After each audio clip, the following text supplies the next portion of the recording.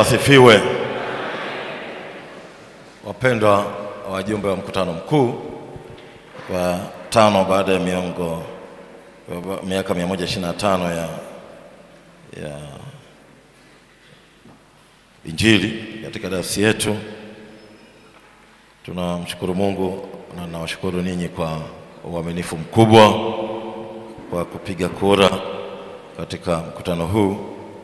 Na hivyo katika kura naona kulikuwa na idadi kidogo iliongezeka pale mwishoni, kura 246 zilizopigwa, na Mchungaji Frank Mtangi amepata jumla ya kura 217, na hivyo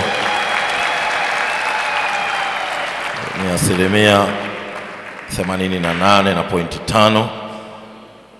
Kura za hapana 29, na hivyo kwa mamlaka hiyo niliyopewa na mtangaza Mchungaji Frank Mtangi kuwa msaidizi wa askofu mteule wa dayosisi ya Kaskazini Mashariki.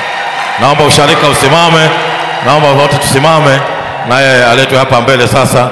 Ile kazi ya babadini sasa ya kumleta mbele naomba ifanyike sasa. Kimleta